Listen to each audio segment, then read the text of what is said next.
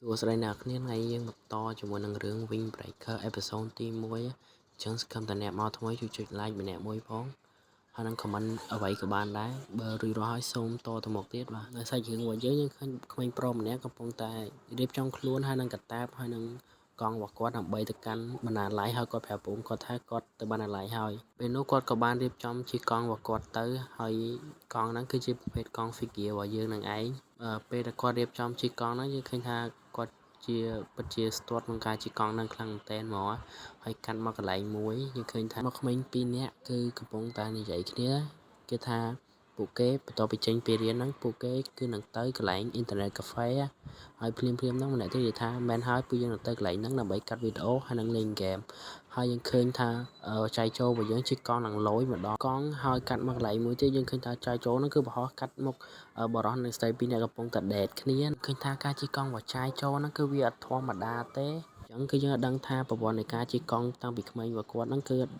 ដឹងមិនទេអញ្ចឹងមានតែយើងតាមដានបន្តយើងកាត់មកកន្លែងមួយទៀតឃើញថាអាប៉ែមួយដែលកំពុងកាន់កង់របស់វាកង់វាគឺជាប្រភេទកង់កាបូនដែលវាយកមកបោអួតគេនឹងឯងអាប៉ែហ្នឹងគឺមួយឈ្មោះថា TJ គីមភ្លាមហ្នឹងមានអាក្មេង2នាក់ហ្នឹងវាបានមកសុំ TJ ហ្នឹងសុំសាកជិះកង់បានអត់ពេលលើអញ្ចឹង TJ បាននិយាយថាកង់ឯងមានតាបាញ់មកចង់សាករបស់គេឯងទៅជិះកង់ឯងទៅពាក់ក្មេង2នាក់ហ្នឹងលើអញ្ចឹងក៏លើកដៃកតាឲ្យតែម្ដងថាអាចអីទេអាកង់ប៉ុណ្ណឹងសោះខ្ពើមជិះកង់ឯងក៏បានដែរអាចទៅពេលហ្នឹងគេកាត់មកកន្លែងមួយទៀតមានអាប៉ែ2នាក់ហ្នឹងកំពុងនិយាយគ្នាវាថាអាប៉ែ TJ ហ្នឹងក៏បានទិញកង់ថ្មីរបស់វាហើយយើងកន្លែងទៅមើលកន្លែងមួយទៀតយើងឃើញថាចាយចូលរបស់យើងហ្នឹងគឺចង់ជិះកង់តម្លាក់ពីចំណោតមកហើយមានអ្នកខ្លះគេបាននិយាយថាចាយចូលហ្នឹងគឺឈួតមែនហើយនិយាយទៅចាយចូលក៏បានគិតរំលែកពីតីតការបស់គាត់ម៉ែឪរបស់គាត់ហ្នឹងគឺបង្ខំឲ្យគាត់រៀនគ្មានថ្ងៃឈប់ទេភ្លាមហ្នឹងគាត់ក៏បានជិះតម្លាក់មកដល់ចំណោតហើយគាត់ក៏បានប្រើនៅតិចមួយដែលគេហើយតិចហ្នឹងថាគឺជា skate គាត់ជិះតម្លាក់ចំណោតហើយហ្នឹងយើងឃើញថាអាប៉ែ2នាក់ហ្នឹងក៏បាននិយាយចូលរបស់យើងហ្នឹងគឺពិតជាល្អខ្លាំងមែនទែនហ្មងតែគាត់ជិះកង់2ចំណោតតម្លាក់មកក្រោមហ្នឹងដោយមានបញ្ហាអីមែនចាយចូលហ្នឹងគឺពិតជាអស្ចារ្យខ្លាំងមែនទែនហ្មងហើយអាប៉ែ3-4នាក់ហ្នឹងក៏បានសរសើរចាយចូលរបស់យើងហ្មងគេថាចាយចូលរបស់យើងគឺល្អខ្លាំងមែនមិនចំជាការរៀននៅក្នុងថ្ងៃស្មីដែរការជិះកង់ក៏ល្អដែរហើយកាត់មកមើលកន្លែងមួយពីណាកំពុងតែឈើនិយាយគ្នាហើយសរសើរចែកចូលថាការជិះកង់របស់ចែកចូលហ្នឹងគឺល្អម្នាក់ពាក់វ៉ែនតាហ្នឹងគឺមានឈ្មោះថាមីណូយុនហើយម្នាក់ទៀតគឺមានឈ្មោះថាជុនលីប៉ាមីណូហ្នឹងក៏បាននិយាយថានៅថ្ងៃស្អែកហ្នឹងគឺគាត់នឹងទៅនិយាយសួស្ដីទៅកាន់ចាយចូលរបស់យើងអញ្ចឹងណាជួនហើយណាប៉ាមីណូហ្នឹងក៏បបួលគ្នាទៅកាន់គ្រូរបស់គេមានគ្រូរួចហើយអាគ្រូហ្នឹងគឺមានឈ្មោះថាសេបរ៉ាគ្រូបាននិយាយគ្នាទៀតថាតិចនិចការជិះកង់បច្ចាយចូលហ្នឹងគឺវាល្អខ្លាំងមែនតើហ្មងអញ្ចឹងគឺនៅថ្ងៃស្អែកហ្នឹងមីណូរបស់យើងគឺនឹងនិយាយសួស្ដីហើយនឹងអូសទាញចាយចូលរបស់យើងមកចូលក្នុងគ្រូរបស់គេអញ្ចឹងណាមួយថ្ងៃស្អែកនៅសាលាសាន់នីយើងឃើញថាចាយចូលរបស់យើងគឺកំពុងតែអង្គុយរៀនសិក្សារកខ្វាយខ្វល់ពីអ្វីនៅជុំវិញខ្លួនរបស់គាត់ហ្មងហើយស្រាប់តែឃើញនារីម្នាក់ដែលកំពុងមើលចាយចូលរបស់យើងមានឈ្មោះថាម៉ៃគឺម៉ៃហ្នឹងគឺក្រាស់លើចាយចូលស្រាប់តែយូណាក៏បាននិយាយថាម៉ៃហ្នឹងទៅមើលចាយចូលទៀតហើយភ្លេចប្រាប់ឈ្មោះម្នាក់ស្អីដែលមានឈ្មោះពាក់អាវហ្នឹងគឺមានឈ្មោះថាយូណាក៏បានសួរទៅម៉ៃថាម៉ៃហ្នឹងគឺមានបានខិតខំរៀនអត់ព្រោះថ្ងៃប្រឡងរបស់គេហ្នឹងគឺចិត្តមកដល់ហើយណាភ្លាមហ្នឹងម៉ៃហ្នឹងក៏បាននិយាយពីចាយចូលណាឆ្កយយើងបាននិយាយថា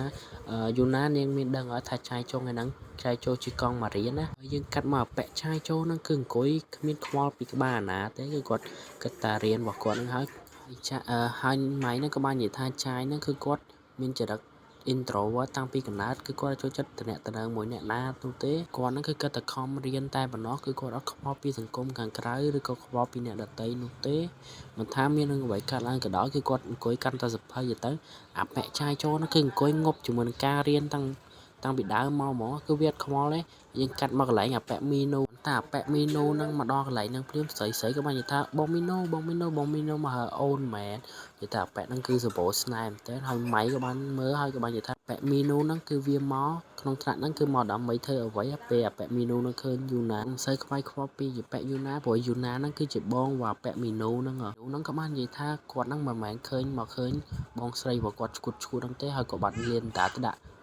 យូណាទៀតយូណាហ្នឹងគឺខឹងអាប៉ែមីណូចោះអាតបអាប៉ែមីណូហ្នឹងកាត់មកមើលអាប៉ែមួយនៅក្រោយយូណាអាប៉ែមួយហ្នឹងឈ្មោះថាដំគេអាប៉ែហ្នឹងគឺងប់ជាមួយនឹងយូណាខ្លាំងមែនតើហ្មងស្រឡឹងមើលយូណាមិនក៏ឃើញស្អាតដែរអើយអាប៉ែសាំហ្មងអាប៉ែហ្នឹងភ្លាមៗហ្នឹងអាប៉ែមីណូក៏បានដើរទៅកាន់ចាយជោបាននិយាយថាហាយទៅពេលចាយជោឃើញអញ្ចឹងងើយមកហើយទៅរៀនទៀតនិយាយថាអាប៉ែហ្នឹងគឺសាំហ្មងប៉ែមីណូឃើញអញ្ចឹងវាគាំងហើយអាប៉ែចាយជោថាយើងកំពុងរៀនតែឯងមករញ៉េញ៉ៃពេលវេលាយើងរៀនទៅអីណាប៉ែមីណូក៏បាននិយាយថាការជិះកង់បច្ចាយជោហ្នឹងគឺ perfect ខ្លាំងមែនតើហ្មងហើយវាចង់ឲ្យចាយជោហ្នឹងមកចូលក្នុងគ្រូរបស់គេទៅពេលវានិយាយចូលនិយាយឡើងងាកទៅមើលចាយជោទៅអង្គុយរៀនធម្មតានិយាយទៅអាប៉ែហ្នឹងគឺសាំតែហ្មងហើយយូណាហ្នឹងក៏បាននិយាយថាតើពួកគេហ្នឹងស្គាល់គ្នាមិនមែនហើយម៉ៃក៏បាននិយាយថាប្រហែលហើយអញ្ចឹងមកឃើញពួកគេនិយាយគ្នាហើយចាយជោក៏បាននិយាយថាឲ្យមីណូហ្នឹងចេះឆ្ងាយពីគាត់ទៅគាត់ត្រូវការរៀនគាត់គ្មានចំណាប់អារម្មណ៍នៅក្នុងការជិះកង់ស្អីទេប៉ែមីណូលឺអញ្ចឹងក៏បានដើរចេញទៅហើយក៏បាននិយាយថាអាប៉ែហ្នឹងមួយថ្ងៃម៉ែគាត់តែរៀនគ្មានធ្វើការស្អីទេអាប៉ែអើយហើយចាយជោក៏បានរំលឹកនៅសម្ដីរបស់មីណូផងដែរនិយាយថាចាយជោហ្នឹងជួយជិះកង់ឲ្យកាត់មកនៅអតីតកាលវិញឃើញថាពូរបស់ចាយជោក៏បាននិយាយថាការជិះហ្នឹងគឺសំខាន់មែនប៉ុន្តែ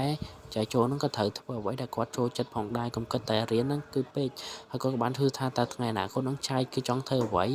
ពេលចាយលេងអញ្ចឹងក៏បាននិយាយថាគ្រូពេទ្យមកពីសាលាសាន់នីក្រោយពីការចេញពីផ្ទះនៃសាលាសាន់នីរបស់យើងឃើញថាអ្នកទាំងអស់គ្នាគឺដើរហើយយើងកាត់មកមើលម៉ៃជាមួយនឹងយូណាផងដែរក៏បាននិយាយថាយូណាហ្នឹងក៏អស់កម្លាំងខ្លាំងមែនទែននៅល្ងាចហ្នឹងតានាងប្រើប្រាស់ថាមពលសម្រាប់ការរៀនរបស់នាងគឺពេញមួយថ្ងៃហ្មងហើយម៉ៃក៏បាននិយាយថាការប្រឡងហ្នឹងគឺចិត្តគៀកមកដល់ហើយនាងប្រហែលជាត្រូវខំរៀនដែរហើយតាមមើលទៅថ្ងៃឈប់សម្រាកវិសមការហ្នឹងម៉ៃហើយនឹងយូណាហ្នឹងក៏ប្រពូគ្នាចង់ទៅ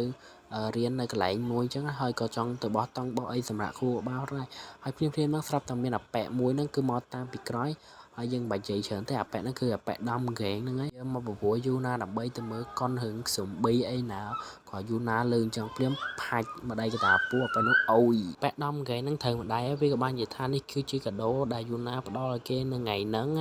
គេពិតជាសប្បាយចិត្តហើយនឹងស្រឡាញ់យូណាខ្លាំងមែនតើអាប៉ែហ្នឹងរហូតទៅតាមយូណាទៀតថាយូណាមកទៅមើលខ្មោចស៊ុំប៊ីមួយបងហើយចាយចូលនៅពេលល្ងាចផងដែរយើងឃើញថាមីនួងគឺមកដល់ចាយចូលទៀតហើយក៏បានប្រពូចាយចូលហ្នឹងចូលទៅក្នុងគ្រូរបស់គេទៀតទៅគឺអាប៉ែមីនួនហ្នឹងគឺតាមចាយរបស់យើងដូចជាខ្មោចអញ្ចឹងណា